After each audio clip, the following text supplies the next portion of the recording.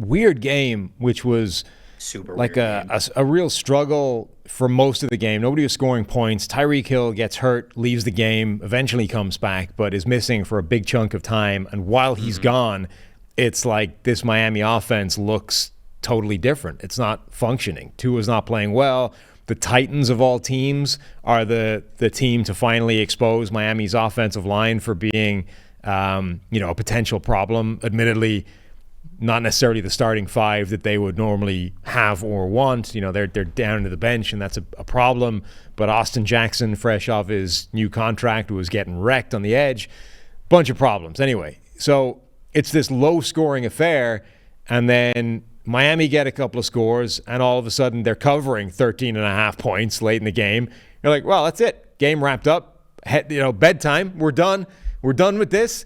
And actually, no, because it turns out the Tennessee Titans and Will Levis execute comeback that hasn't happened in the last 767 attempts, which is the first team to win after going down 14 points with under 3 minutes left since 2016. NFL teams are now 1 and 767 in that scenario. Mike Vrabel has so many of those wins, doesn't he? I mean, the Titans, since he took over in 2018, the Titans have so many wins where they are punching above their weight class. And to me, that is the sign of a good head coach.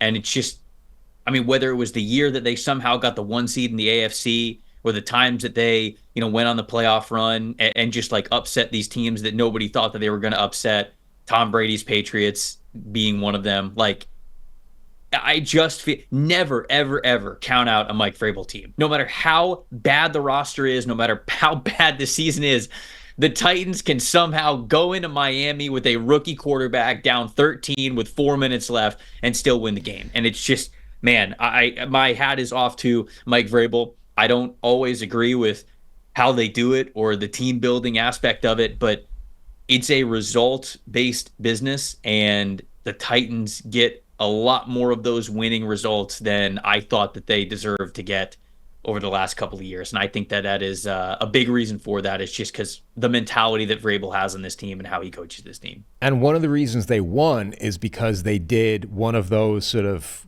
classic analytics plays. Yeah, baby. By going for two with the first touchdown, right? Down 14 points, so 2 7-point touchdowns.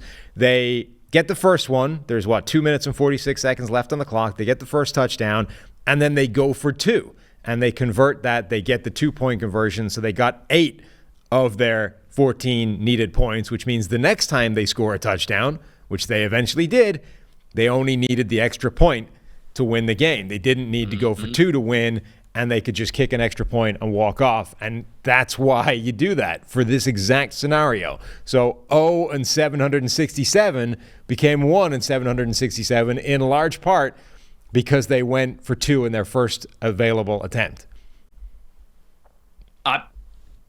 Just a big dub for analytics. Just hats off to analytics for last night for playing one hell of a game. But no, it was a cool scenario to see something like that work. It's a situation where I think a lot of people look at it, and certainly people who don't want to embrace, I think, maybe the changes of the game and how things go, and you have a tangible example to say, hey, this is the advantageous part of this. You can go for 2, and if you don't get it, okay, well, then you just have to go for 2 the next time. And, odds would tell you'd probably be able to get it. And if you're a team that can convert at a decently high clip, then you'll be able to get the second one if you didn't get the first one. So then you tie the game, and you're exactly where you were before when you were kicking extra points. And so instead, you now actually give yourself a chance to win a game by only scoring 2 instead of having to take it into overtime. And, man, it was awesome to see. I thought that was a really cool move by Vrabel, and it was cool to see it pay off. We need to talk about Will Levis. So I love Will Levis, and I think he's an absolute psychopath. We saw it, I think, last week or maybe 2 weeks ago, where he's like doing the Levis copter, launching himself John Elway style for like a first down randomly in the middle of the game. You're like, what are you doing? This is psychotic behavior. Stop this. In this game, he's like trucking Jalen Ramsey in the open field, like with his throwing shoulder. I'm going to lower the shoulder into one of the best run defending corners in the game and try and run him over in the open field. and do it with my throwing shoulder. It's mental, but I love watching it. So him and Vrabel are the perfect pair, right? I mean, just these like two nuts, meathead, football loving, physical contact kind of. I mean, Will Levis is just a battering ram, and I could not have thought of a better place for him to start his career, because Levis is of like that Josh Allen type of mold, where it's just like a ton of physical traits, and you've got to kind of be able to rope them in sometimes because they want to make every single play imaginable, including with their legs and kind of putting their body in danger, which we saw last night, which I think is a good thing for Will Levis now, because it's really inspiring the rest of the team around him, right? I mean, if you look at that and you'd be like, damn, our quarterback's willing to like lower the shoulder and get a couple extra yards or two, like for us, like, okay, so I tweeted at the beginning of this game. This is after the Titans' second drive, I believe, that was bad. I mean, the Titans started this game off very poorly, and it looked like they didn't want to be there, man. I mean, they looked like they were sleepwalking. They looked like they knew that they were going to get killed in this game. And to see those players as the game went on get a little bit more pride, a little bit more fire, a little bit more energy, focus as the game went on, to eventually get to that point where there's 4 minutes left in the game, they're down 13, and they believe in the dude around him, especially the guy who's playing quarterback, because they know that he's going to give it everything he possibly can. And I think he showed that in previous weeks. He just had a couple of mistakes that showed up as like turnovers or missed throws, missed opportunities, things like that. Last night it didn't. Last night they were believing in him. He was there in that spot and he delivered. And I thought that it was obviously a very up and down game for Will Levis, but he showed us so many times last night why he should have been a first round pick, man. Mm-hmm. I don't really know why he wasn't. There have been so many quarterbacks who have been picked as first round quarterbacks for less. I mean, he's got mobility with his legs. He's tough as nails. He's got a rocket launcher of an arm. I mean, I had tweeted this out last night. There was a play where he's stepping into a throw, sure, but he's hitting a whole shot. I think it's cover two. Didn't see the all 22, but it's between where the corner zone is and where the safety zone is toward the sideline, and he's getting hit. He's throwing the ball and getting hit the other way, and he has enough arm strength where that ball still stays on a rope and zips straight to the wide receiver right in between those two zones of coverage. And it's like, there are 7 quarterbacks maybe who can make that throw, and he's one of them. And it's just like, that's insane levels of arm talent that he had. Work in progress, sure, but the framework of what we saw last night for a quarterback that you draft, develop, and believe in, that can take you to the highest of heights in this league, Will Levis has the tools to be able to do that. Yeah, his arm is silly. I mean, I think we mentioned this last week, or I did to Steve. He reminds me of Justin Herbert in terms of every time you watch the guy play, there's a couple of throws where you're like, that's stupid. You shouldn't be able to do that. Like, most people can't do that. Most quarterbacks can't do that. And he's able to fire in some of these passes exactly like that because of his arm. I also think, like, okay, in an ideal world, you don't want your quarterback trying to truck Jalen Ramsey, or you don't want him even more. You want him to do it once. like you want to show the rest of the team that you are, and then never again. Not just like you're not just like a quarterback who's in bubble wrap. Like, you're one of them. You're in the trenches with them, but you basically only want to do it once. Or perhaps even more egregiously, try and like throw your shoulder into the defensive tackle that just picked you off while he's already in the end zone. Like, that was worse. You're not even stopping him score the touchdown. He's already scored at the point you're trying to truck him. That maybe is even worse than that. So in an ideal world, you probably don't want your quarterback doing that, right?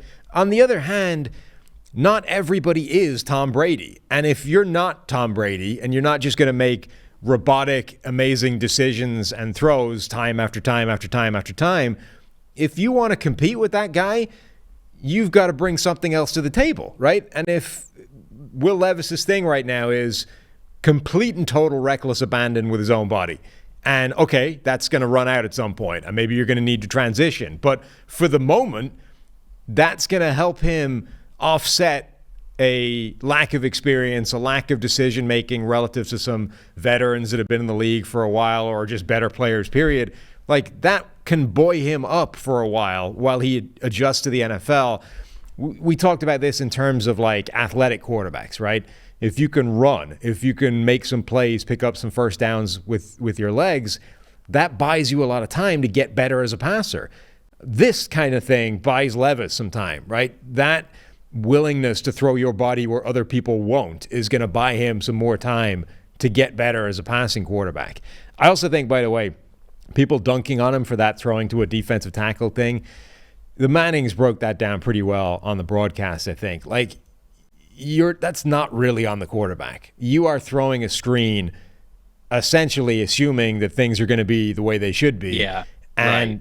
The defensive tackle is getting owned on the play. It's Skoronski, I think, right? Has him like 2 or 3 yards deep off the line of scrimmage. He's losing his pass rush rep badly. And as Peyton Manning said, like, that guy gets rewarded for being a bad pass rusher on that play. He's getting wrecked by Skoronski at the line and then realizes it quickly enough to peel off and make the grab on a screen. It's a great play by Sealer in terms of reading it, understanding what was coming, getting in the way. Levis, I don't think, can reasonably be expected to anticipate that and not throw that ball. He is throwing to where it's supposed to be and gets unlucky. Especially that type of screen, right? Where you're up against your own end zone and it's a screen that's it's not very far away from the original line of scrimmage. Right. So there's all sorts of moving parts going on. And it's sort of like, it's sort of like a power or pulling run play. You kind of just have to trust that there's a lot of chaos going on in front of you. And you've got to trust, okay, this is kind of my aiming point. This is when the offensive lineman is going to cross all the chaos and then be the lead blocker up between the hole, whatever it is. And so that was a really tough screen. Obviously, like, you don't want to see it happen, and it looks pretty bad on Levis in real time when you're just watching the game. But with context, I do agree with you. I saw it again. I watched the replay, and it's like, man, there's so much going on around him for that particular screen. I didn't even really think about too much of the reason Siler was there was because he was just getting bodied like 4 yards back. Right. I mean, that also makes sense. But it's you're honestly, throwing to a spot, you're throwing timing, and it's tough to really put that one on Levis. it's barely even a screen. It's like a pivot route. The only screen element of it is the center, like, sprinting his way up to the linebacker. And honestly, if you really wanted to, you could throw a flag for illegal man downfield. The guy's like 3 yards up. Yeah. But, like, it's basically a pivot route. And instead of throwing behind the line into wide open space, he ends up throwing it right to the defensive tackle that isn't supposed to be there. Is only there because he's getting wrecked by Skoronski, and it's been driven 3 yards back into coverage, essentially. Like, the defensive tackle has been driven into a place of coverage that he's not supposed to be occupying, and I don't think you should reasonably be expecting Levis to anticipate that and not put the ball in the air. So, I love watching this guy play. You tweeted, I think, that there's a lot of Baker Mayfield in his game, and it's right. It's like, what if Baker Mayfield was like a physical specimen? That's basically Will Levis right 6'4". now.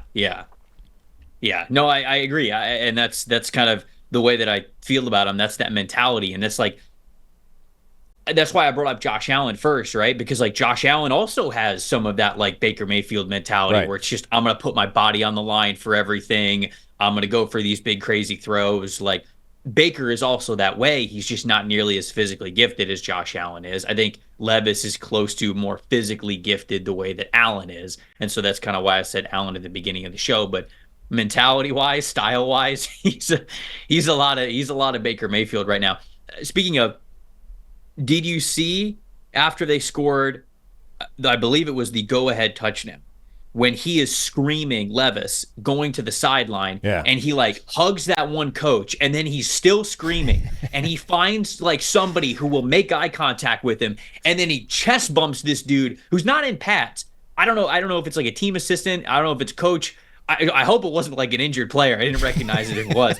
But he's just wearing a hoodie, and the second that Will Levis, like, chest bumps this guy with everything he's got, you can immediately see that dude turn away from Levis and be like, I regret that.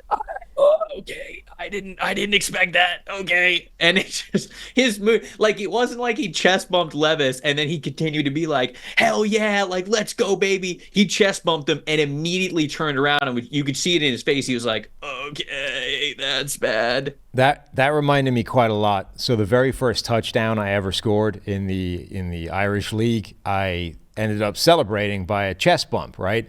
And the chest Classic. bump in question was with our largest guard, who must have been 300 plus pounds. And it was a full sort of airborne job, right? Run towards each other, launch forward. There's a photograph of it somewhere, but like full arms splayed, chest to chest. Only I'm outweighed by like 100 and something pounds, right? So the inertia, the laws of inertia, that's only ending one way, which was for me starting off going forward. Contact, I'm now flying backwards at a rate of knots with zero control over my landing. I'm just airborne being fired backwards in mid-flight by the chest bump. So that's kind of what this was like, right? You went in with a chest bump and then realized at the moment of contact, oh, I'm coming off way worse on this than should be reality.